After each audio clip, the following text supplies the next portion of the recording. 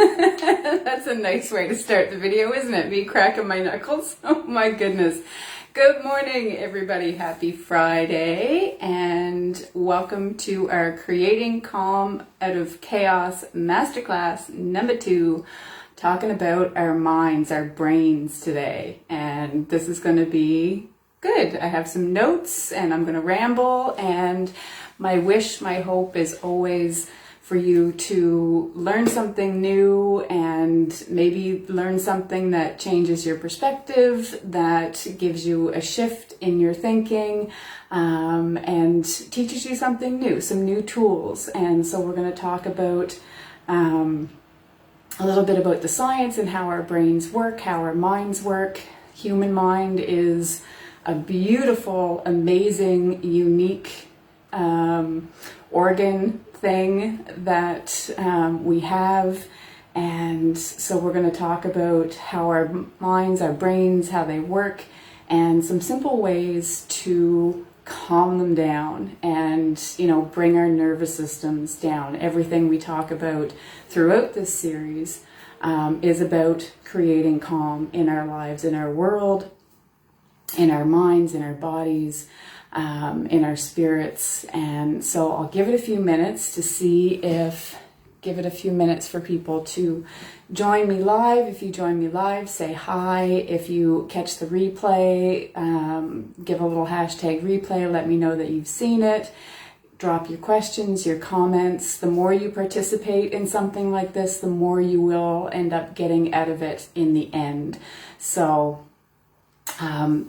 this is a conversation. So if you have questions or comments or things come up as we talk about our minds today, please drop them in the comments. I decided today that I wasn't going to fuss with technology, and I'm just on my phone so I can see your comments, I hope, as they come up. Because for whatever reason, when you actually go live on the laptop, the setup is different, and so you don't see comments and that kind of thing. So I haven't quite figured that side of technology out yet.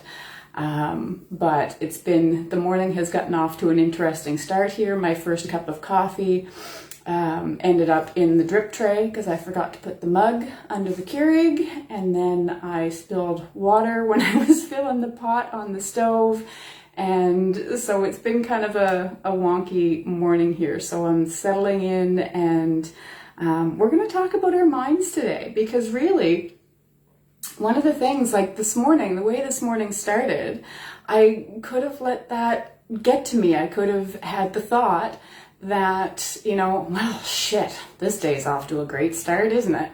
And let myself spiral down into, well, I guess this is just how the day is going. And instead, I just let myself laugh about it. So, the water I spilled, it ended up cleaning the floor on the front of the wood stove a little bit. And yeah, I lost a cup of coffee, but I have more, so I made more coffee. Coffee's a good thing, especially on a Friday morning when it is cold as hell outside. So we're going to talk about our minds today and how they work and the chaos that gets created through our minds. And this may be triggering, this may be hard to hear, because so much of our physical reality, so much of our pain, so much of our depression, so much of our anxiety is something that we create ourselves. And coming to terms with that, accepting that, and doing the work to change that has been a big part of my healing journey. Because when we have thoughts and emotions that stir up our nervous systems, these things manifest physically. And so, we have emotions that get caught in our body. I talk about the pain in my hips that I had for years and years and years. And a lot of that was anger, and suppressed anger, repressed anger, unacknowledged, unexpressed anger. And it wasn't until I learned how to express that and how to feel that, that pain actually, it really was shocking how it vanished, literally just vanished. So human mind is really interesting because, and there is so much research going on in this area and has been for years, in epigenetics and neuroplasticity. There used to be, I don't know if you remember, and I can't think of the name of what the game was, but you would log in and play these games and it would help your brain improve. And I can't remember, but there were commercials on all the time years ago. And it might even have just been called brain games. But this was kind of one of those things where, doing certain activities and doing things in certain ways can actually change your brain and the way your brain works. Our brains are very plastic. They can change. We can regrow brain matter. We can heal our body through our thoughts. And there's so much research going on in this. One of the pictures that I posted was from Dr. Joe Dispenza, and he is one of the researchers, one of the neuroscientists out there who has done and is still doing so much research on this. And if you don't know Dr. Joe well and you don't know his story, at one point, he was told he would never walk again because of, I believe it was an injury that he had. But he healed his body by changing his thoughts, by using meditation and gratitude, and changed his entire body, changed his entire life through changing his thoughts and paying attention to his mind and how it worked. And so this is something,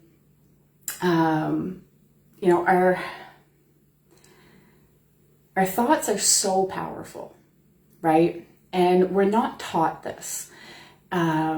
And if you, like me, you had a depression, you had a diagnosis of depression. I had that when I was, I want to say 16, I got that label, got that diagnosis. And then anxiety was later. And, having that belief kept that going, because chemical imbalances are a real thing, right? This is chemical imbalances in the brain are a real thing. The problem is that when we throw medications at this, and this is not to say that they don't have their time and they don't have their place, but throwing medications at it treat the symptoms. They don't treat the root of why you have the depression and why you have the anxiety. And, our beliefs are created from repetitive thoughts. So rather than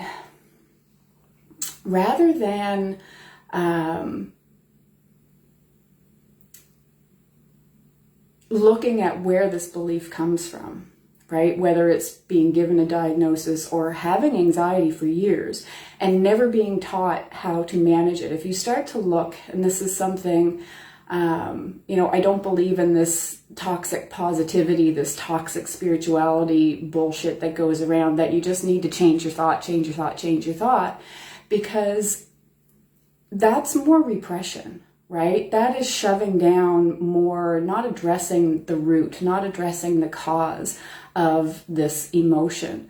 And emotions are created through our thoughts. Beliefs are created through repeated thoughts.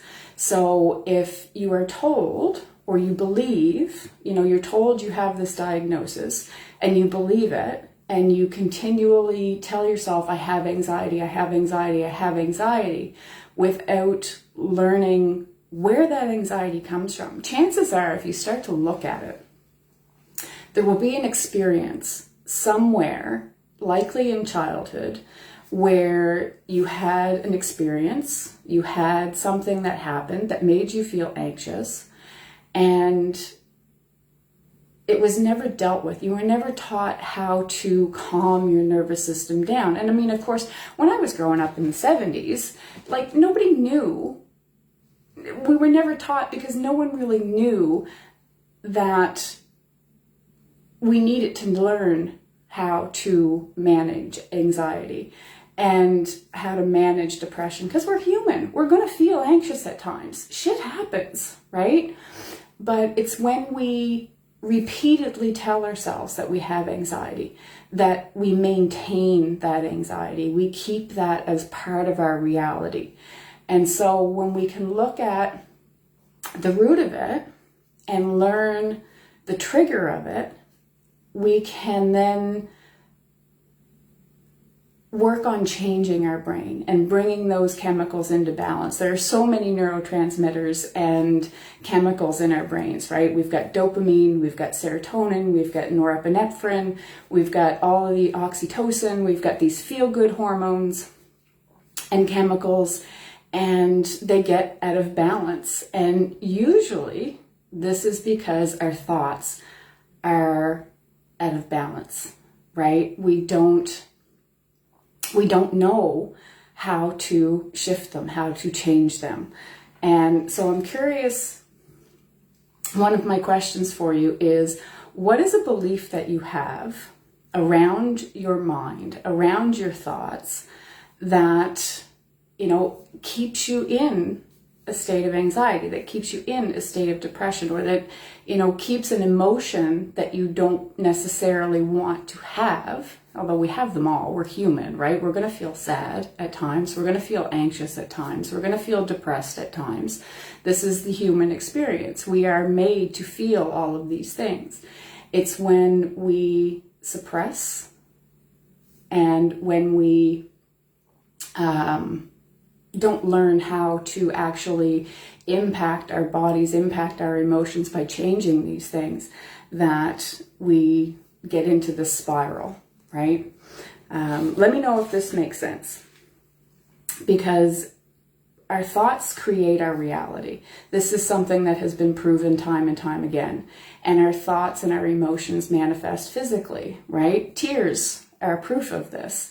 When we feel a really strong emotion, it manifests physically. And there are tears of joy, there are tears of sadness, there are tears for all kinds of reasons. But this is evidence that our thoughts and our emotions manifest on a physical level, and we can shift our thoughts, we can shift our emotions, we can shift our beliefs by paying attention to how our brain is working, what these thoughts are. This is one of the beautiful things about the human mind, is we have the ability to not only have a thought, but to recognize that we're having a thought. And once we recognize that thought, we can look at, where did this come from? Rather than saying, I have this belief, I believe XYZ, and that's just the way it is. That's just the way I am. That's the way it's always been.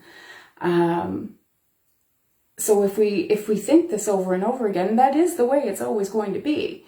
But when we start to look at where this began and start to question it, why do I have this belief? Why do I believe this is the way it's always going to be? Where did this come from? That's when we can start to really make a shift that is sustainable. And it takes work.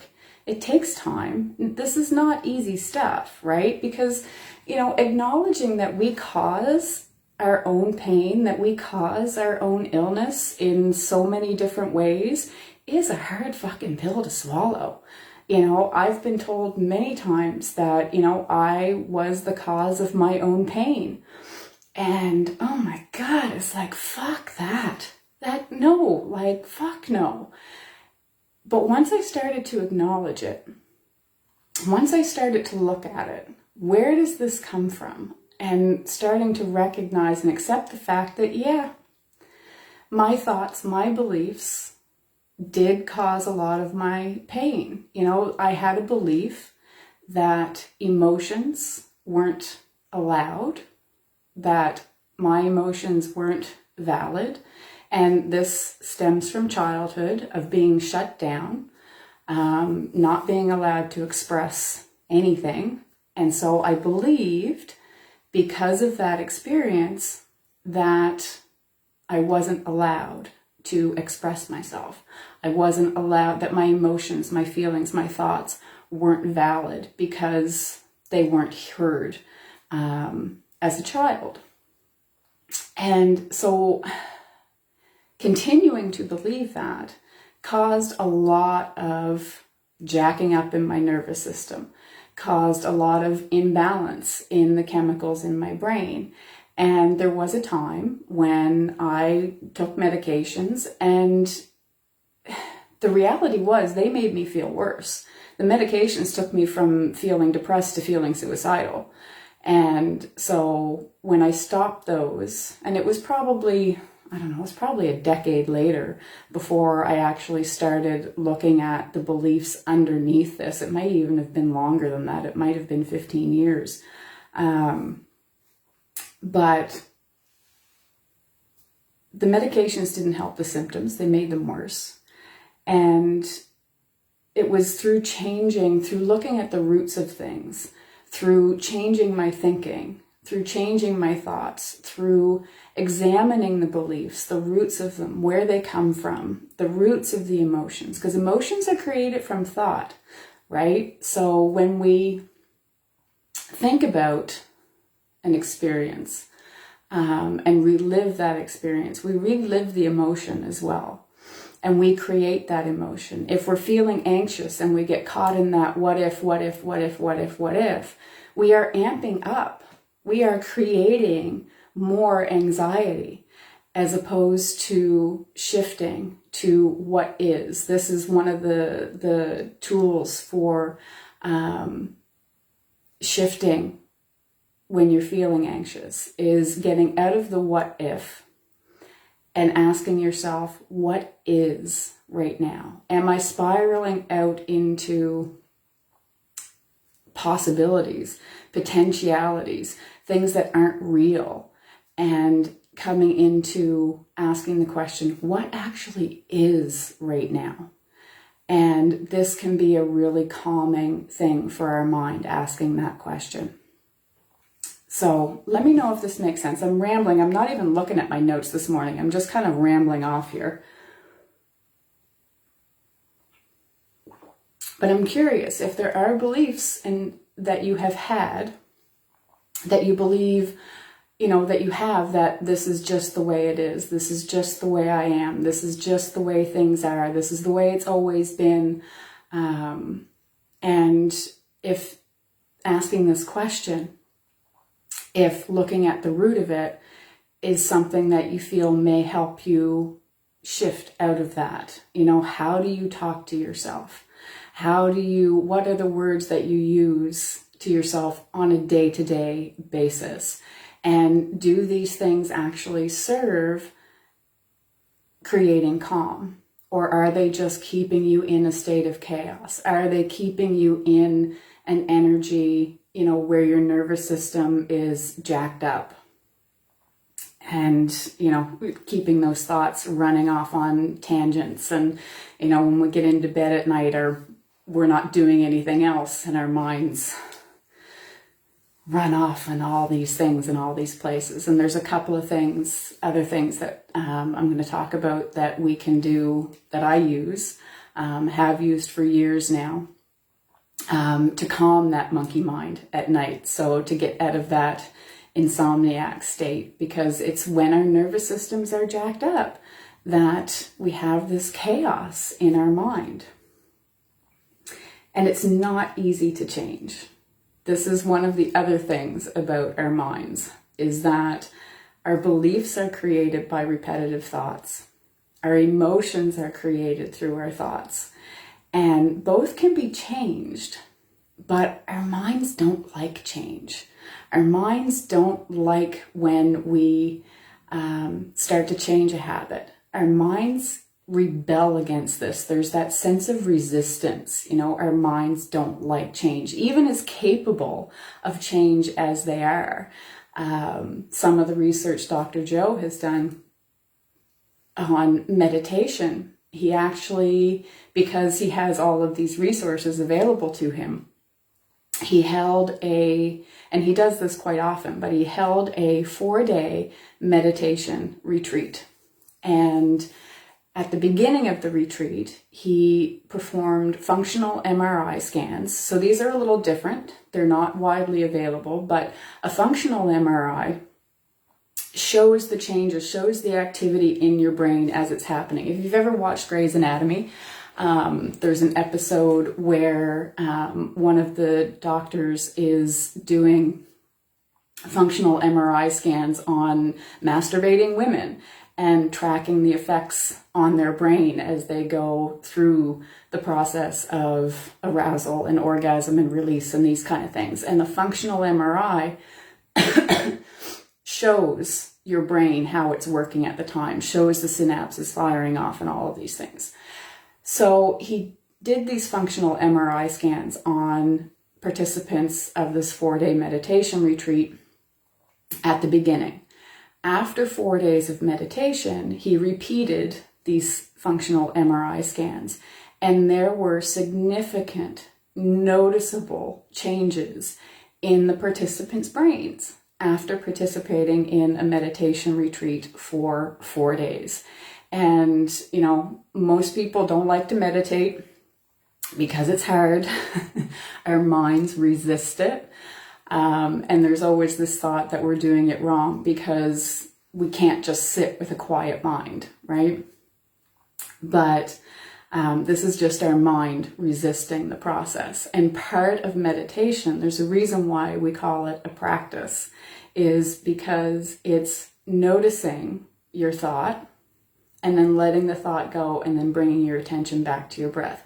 This is what meditation is. You're not doing it wrong if your mind wanders. Your mind is going to wander. It's what our minds do, right?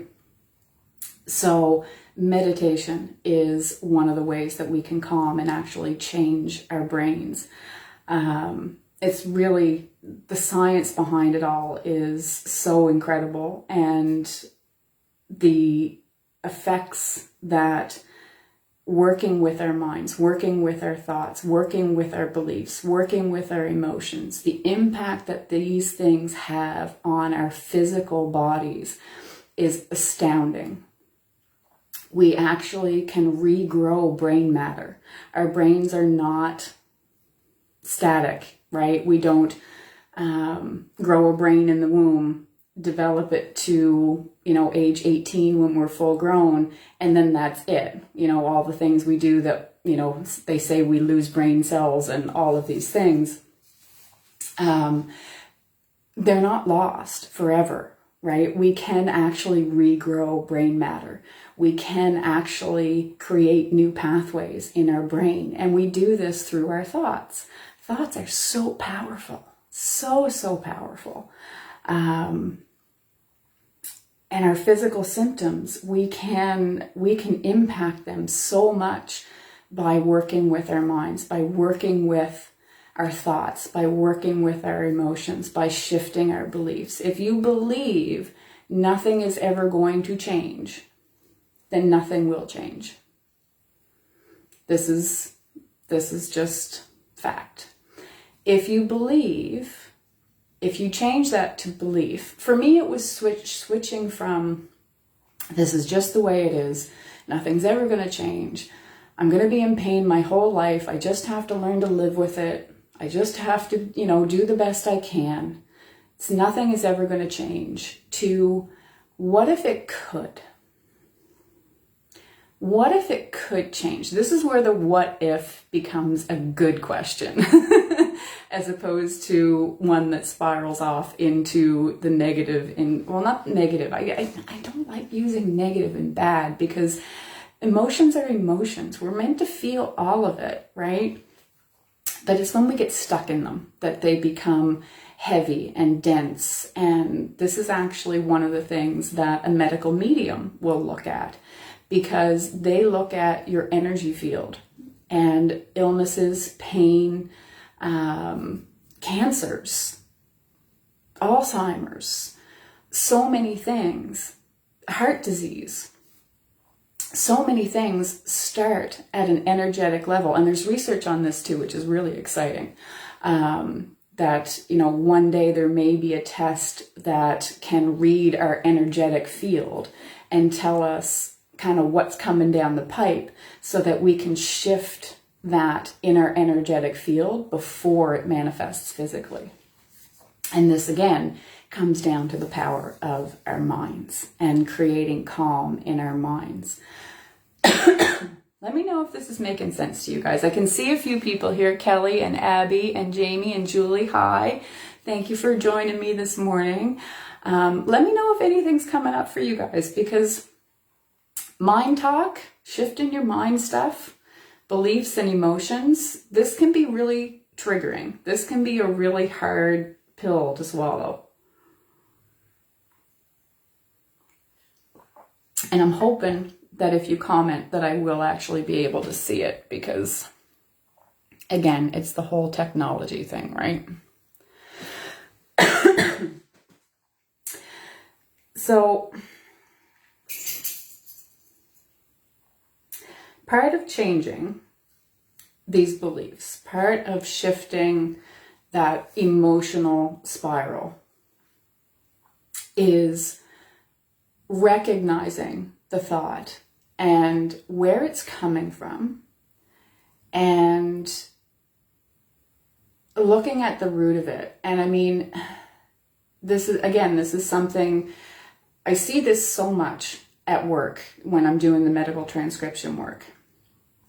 These young people, some as young as 7, who are given a label, who are given a diagnosis of an anxiety disorder or a depressive disorder. And every time I see this, and I mean, this is on the daily,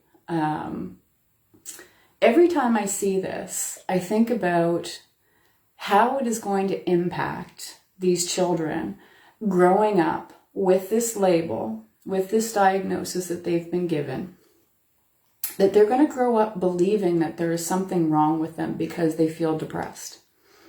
That they're going to grow up feeling that believing that there is something wrong with them because they have anxiety in social situations. And they're given medications. They're not given practical tools. They're not shown, they're not taught how to move through the anxiety. Not shown or taught how to move through the depression, how to recognize what's happening and, to actually move out of it. And these people, these children, are going to grow up believing that there is something wrong with them. And there's nothing wrong with feeling anything, right? Your emotions are valid. But creating that belief that they're not, that anxiety is bad or wrong, or depression is bad or wrong, doesn't help them. And they're given medications that treat the symptoms. And then over time, these medications stop working because our brains get used to it, right? Our minds, our thoughts, our beliefs overpower the medications. And then maybe, after 7 or 8 years, then they're put into programs, cognitive behavioral therapy or dialectical behavior therapy. You may have heard of CBT or DBT, that's what they are.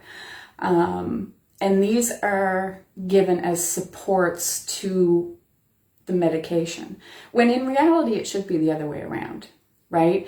Medications in acute or emergent or urgent situations, absolutely, no question. There is a time and a place for these things, no question.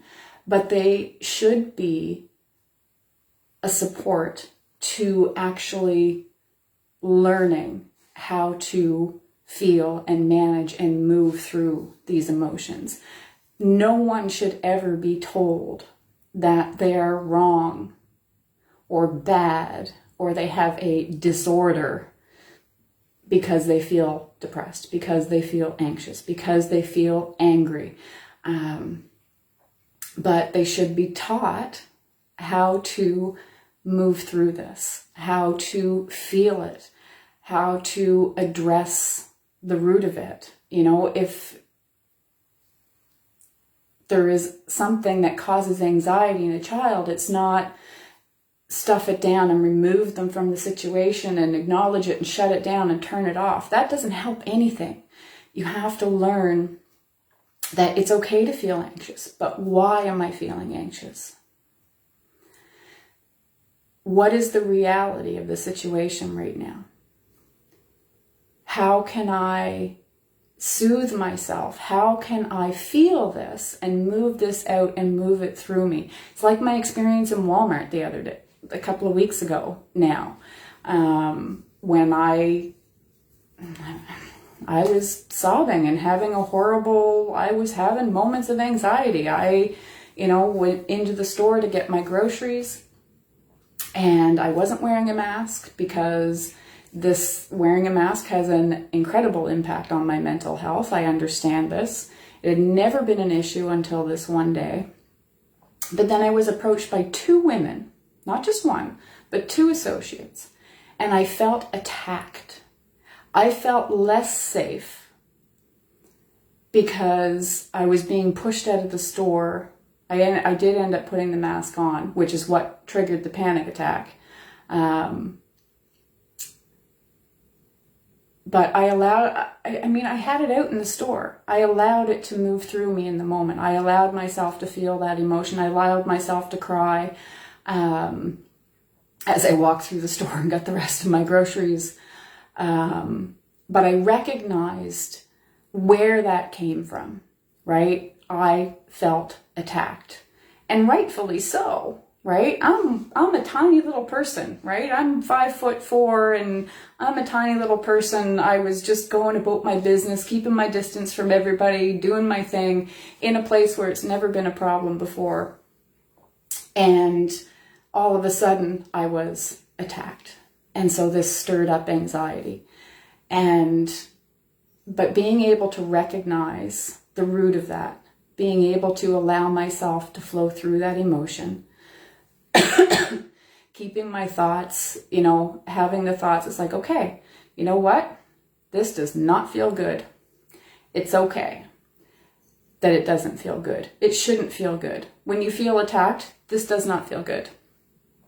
It's okay for it not to feel good. It's okay to cry and let it out and fuck whoever sees it, because this is my reality right now. And my emotions are valid. My emotions deserve to be expressed. My emotions are not a disorder.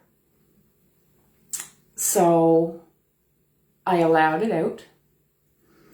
And, when I got to the truck, I did my breath work. I looked at, okay, what was the reality of that situation? I felt attacked, but was I attacked? No. They weren't very pleasant, but they were just words. I wasn't hurt. I wasn't injured. But I allowed the emotion. And we have to do this. This is one thing that we have to allow with our minds. We have to allow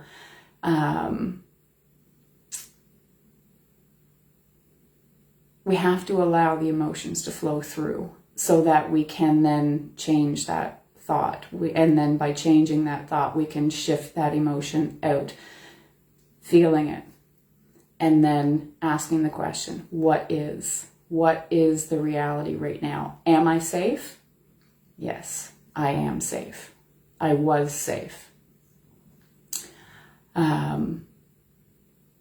So this is, our emotions are created through thought from experiences. And, there have been past experiences in my life where I have felt attacked, where I have been attacked. And so that feeling, that emotion comes up again when an experience like this happens. And so it's recognizing the root of that emotion, recognizing where this train of thought comes from, where this reaction comes from. And whereas once upon a time, an experience like that would have set me into a spiral of horrible anxiety and depression for days and days and days, by the time I got home And of course, walking into home where it's a calm space, that helped a lot too, right? We talked about creating a calm, supportive home. And it's for situations like this that it becomes particularly important. But by the time I got home, I was in a much different state of mind, because I was able to shift my thoughts and therefore shift the emotion, recognizing that I was actually safe, and creating that reality. Sorry guys, my throat is getting a little dry here. So, okay. So,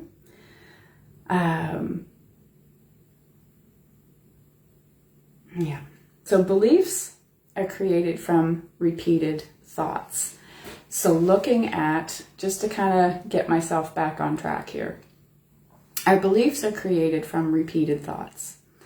Looking at where that thought originated and why we continue to tell it to ourselves is one of the ways we actually change it in an effective way, right? And again, this isn't about the toxic, because you see so much of this, just change your thoughts, just change your thoughts, just change your thoughts. Well, it doesn't work that way. You have to actually understand the root of the thought so that you can change it in a productive way. So, and then create a new belief by repeating new thoughts, right? And then our emotions are also created through our thoughts.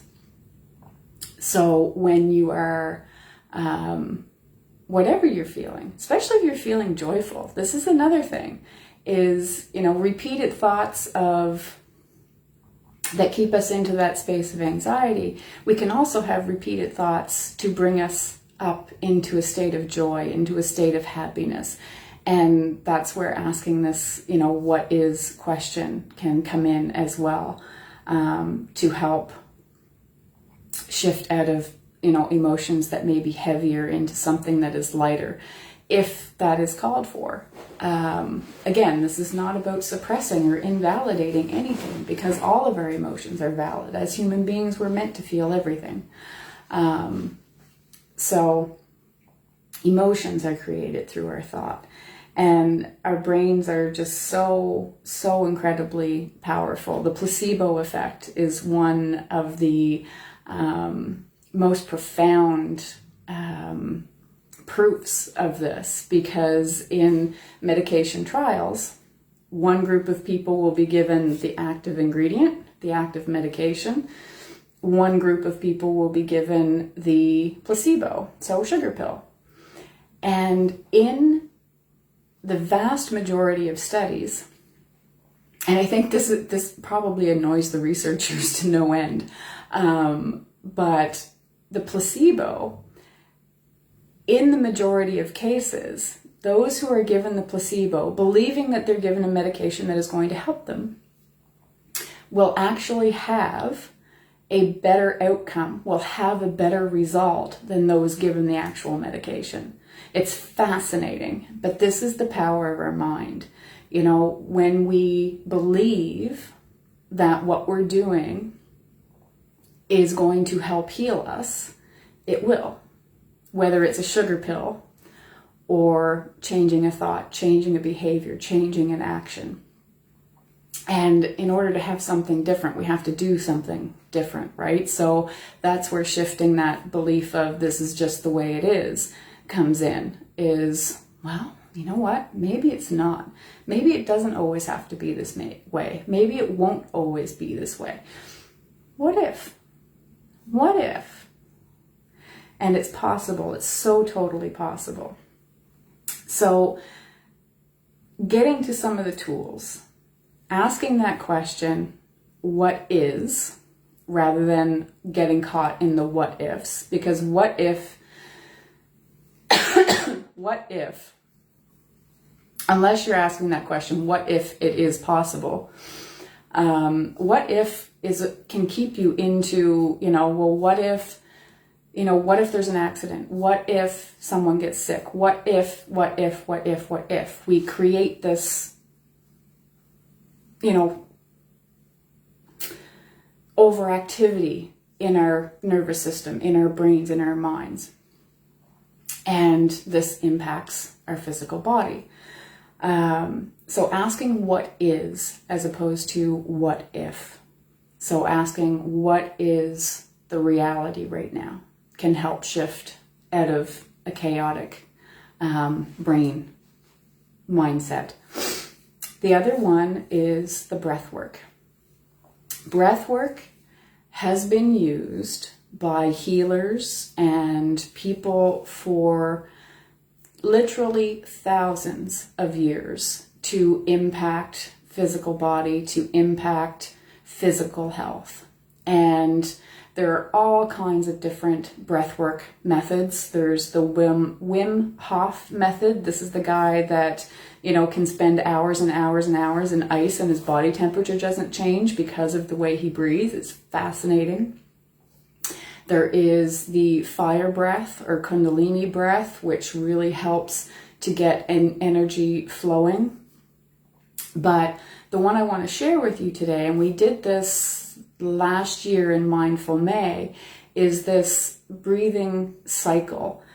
And it is incredibly calming to our nervous systems, to our brains, to our minds. And so I am going to take these off because they're kind of in the way.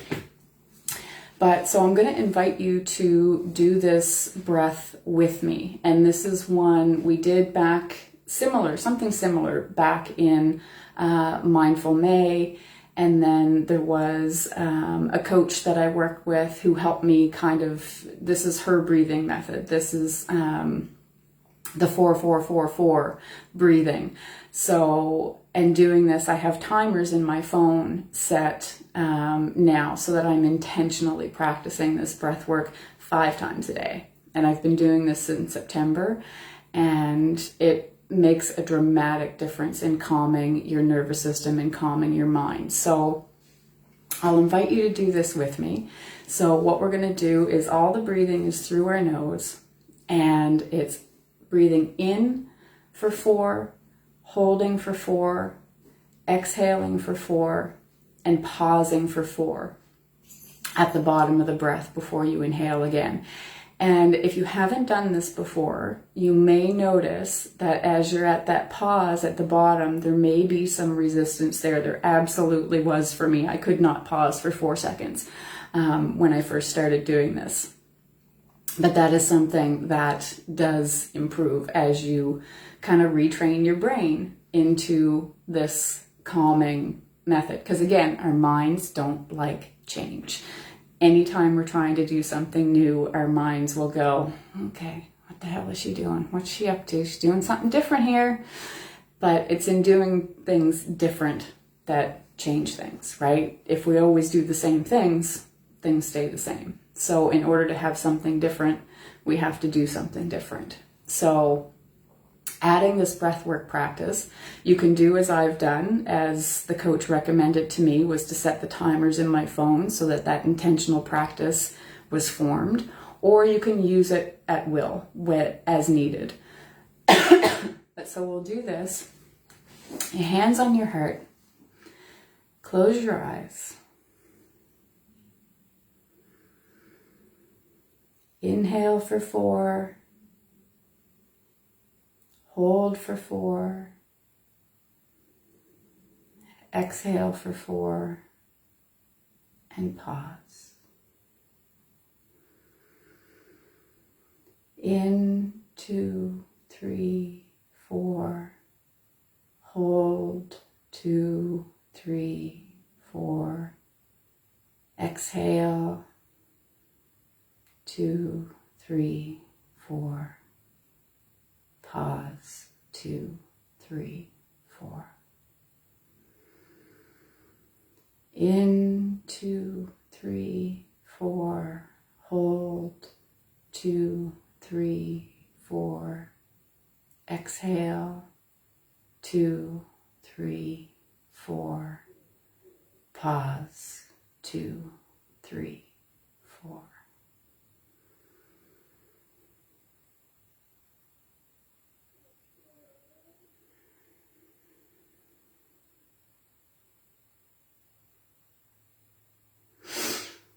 And doing this for 4 cycles.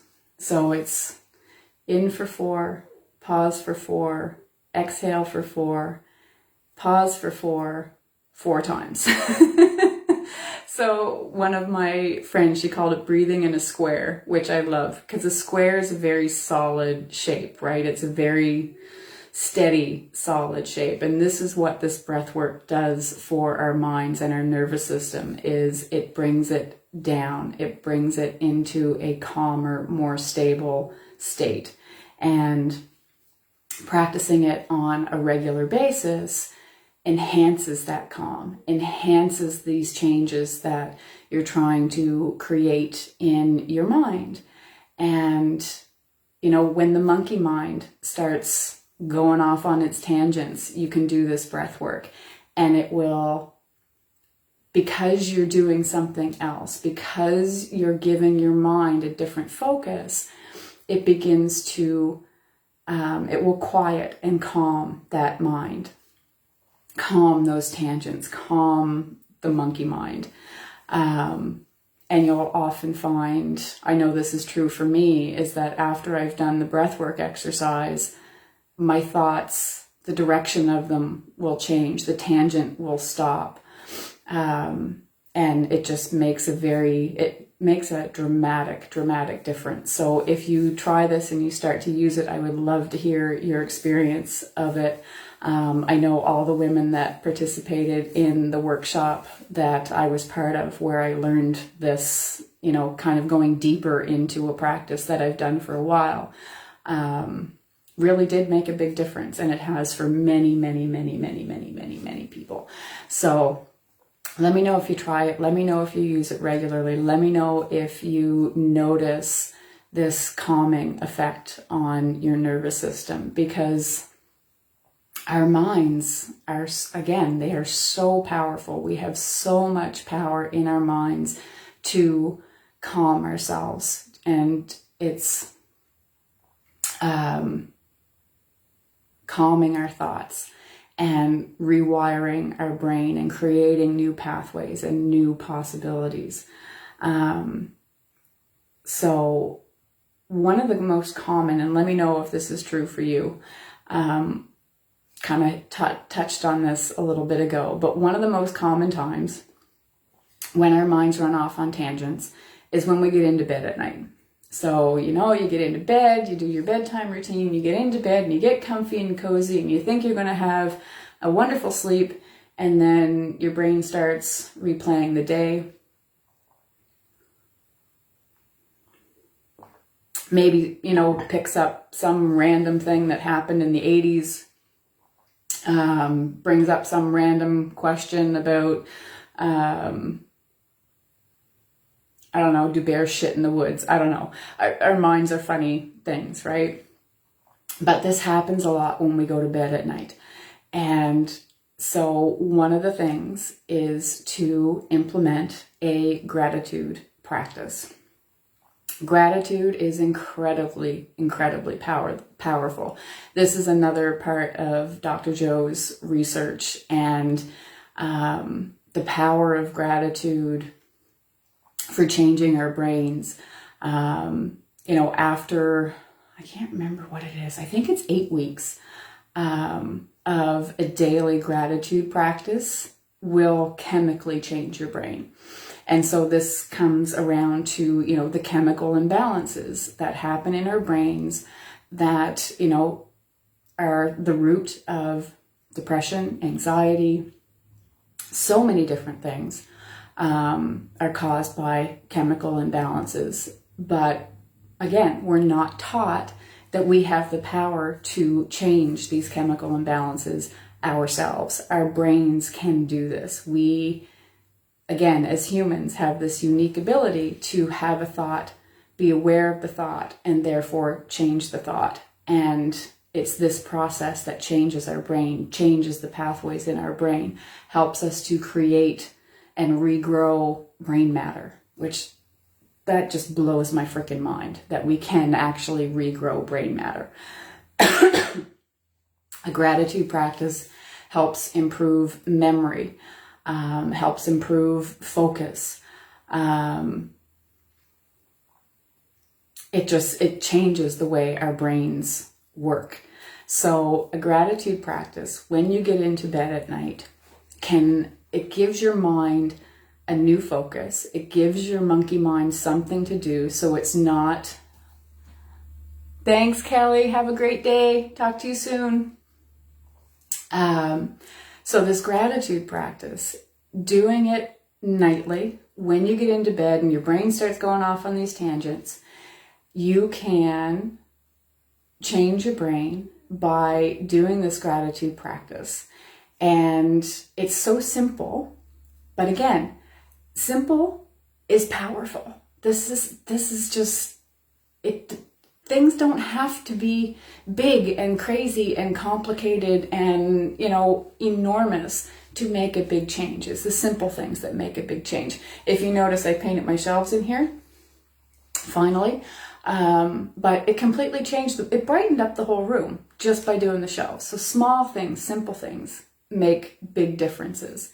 So the gratitude practice, when you get into bed at night and the monkey mind is doing its thing, running off on tangents, bringing up, all of these things, bring it into gratitude. And there is a phrase, it's I am grateful for because.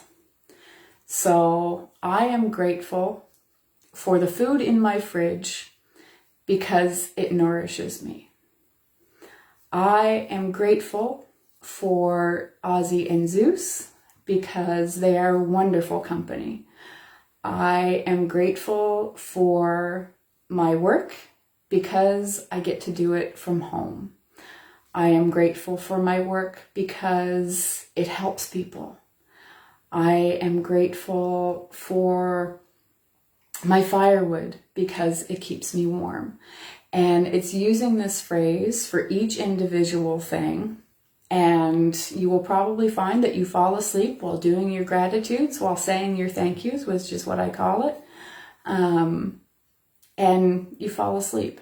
And you fall asleep with your mind, your thoughts in a high vibrational state. So you sleep better, you sleep more soundly, you sleep longer, and you wake up in a much better, much calmer state of mind. So a gratitude practice at night impacts your morning, impacts your sleep, and creates this calm in your mind so that you can sleep better. Because, let's face it, insomnia is a thing. So many people suffer with insomnia, either falling asleep or staying asleep. And the gratitude practice, if you do wake up in the middle of the night, get up, go pee, and then come back and then do this gratitude practice again, and it will calm your mind, calm your body, and you'll be able to sleep again. This is a practice that I do it's part of my nightly routine. I get into bed and I do my gratitude practice and I drift off to sleep. And this morning I was awake at 5, so I did my gratitude practice, which didn't send me back off to sleep this morning, oddly enough. But then I did a body scan and I did some breath work and noticed where my thoughts were running off to. This is one of the other things, is paying attention to where your thoughts are going, right? Not just, having the brain run off on tangent and thinking, Jesus Christ, could you just stop? How often have you thought that? I wish my mind would just fuck off.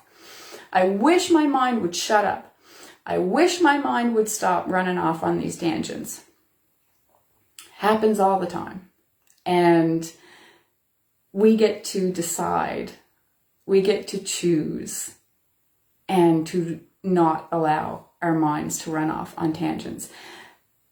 We also get to look at where our thoughts are running off to. Is it always the same thing? Is it just random stuff? Is there a common theme to it? Do you roll over in your head conversations that you've had that, oh, I wish I had said this, oh, I wish I had said that, and I wish this had gone differently, and all of these things. Getting caught in, the I wish is very much the same as the what ifs. And, we get to choose to recognize the fact that that moment's gone. And chances are nobody else is thinking about it but us.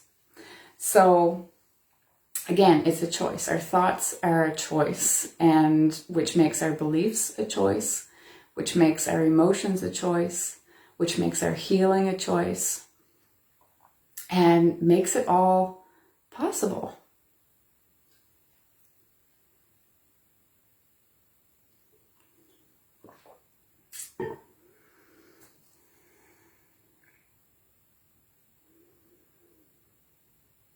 Let me know if this makes sense. Because again, I have rambled. It's a thing. I said I wasn't going to talk about how I ramble today. But I do. I ramble. I have notes. But again, I ramble. I always trust that what needs to be said will be said, and what needs to be heard will be heard. And it's always my hope and wish, like I said at the beginning, that you hear something that you need, that there is maybe something that changes your perspective, that maybe opens you up to a different possibility. That's why I'm here, is to help and share my experience and share what I know and what I have experienced as I've done this work. So, recognizing how much of my own pain and illness that I caused through my thoughts, through my beliefs. Again, really, really, really hard pill to swallow. Really, really hard pill to swallow. Very, very hard to accept. But that being said, when you do accept that, when you do recognize that, that gives you so much power to change it, right? So much power to change it. And again, it's recognizing the beginning, where the belief came from, so then you can change it in a productive way. Recognizing the thoughts, the emotions that are being created through your thoughts, versus emotions created through an active, ongoing experience. And then, there's the reliving of the experience. And remembering is different than reliving. So this is something that we'll talk more about in the next masterclass. So we're going to talk about our bodies. And we are going to talk about how reliving an experience is different from remembering an experience. Because when we relive an experience, our bodies don't know the difference. Our bodies do not know the difference between us thinking about an experience, reliving an experience, and experiencing it in the now, like for the first time. So if there's something traumatic that happened to you 10, 15, 20, 40 years ago, and you relive it, your body goes through the same chemical processes that it did in the moment it was happening. So you are keeping that trauma alive in your body. But again, remembering is different from reliving, and we're going to talk a little bit about that in the next masterclass when we talk about our bodies and creating calm in our bodies. But again, this is where we're leading to, right? So creating the calm in our home impacts our mind, body, spirit. Creating calm in our mind impacts our home, body, and spirit. They're all intertwined. It's the web, right? Everything is all connected. So let me know if all of this makes sense. Let me know how you feel about it. Let me know if you're triggered by this. Let me know if this is bringing up what it used to for me. It used to piss me off. When I had my fibro diagnosis confirmed and he said, the onus is on you to do something about it now. I wanted to smack him. I really and truly wanted to smack him, because in my thinking, going to see him was doing something about it. I wanted him to fix me. And the reality is we fix ourselves. Or not fix is not the wrong, fix is the wrong word. We're able to change our bodies. We're able to change our reality through our thoughts, and that we're the only ones that can do that. That is on us. So let me know how all this feels. Let me know if it all makes sense. Let me know if you're triggered. Let me know if I pissed you off today. Let me know if there was any kind of shifts in perspective, if there was things that were new to you or that you've been kind of pushing away, because I pushed it away for a really long time. But pushing it away doesn't serve us, right? So let me know how all of this feels, and we will meet again on Monday for our third masterclass talking about creating calm in our bodies. And yeah, so I hope to see you then. Be the same time, 11 o'clock. And yeah, let me know. I want to hear your thoughts. I'm here for you. I'm here to support you. I'm here to help you work through the triggers. And, you know, if I pissed you off, let's talk about it. So yeah, I hope you have a wonderful rest of your Friday. I'm off to do a few more things. There's prep work. I'm hoping that on Monday, when I come to see you and when we get together, that these walls back here will be blue. So yeah, big change. But yeah, I'm hoping you have a beautiful rest of the Friday. Have a wonderful weekend. Let me know again. Let me know how all this feels, what you think, what your thoughts are. And I will see you all on Monday. Have a beautiful weekend, rest of Friday, and I'm sending you so much love. Thank you for watching. If you catch the replay, let me know. Thank you for those of you who joined me live here today, and we will see you all really, really soon. Sending you a whole bunch of love and bright blessings. Bye.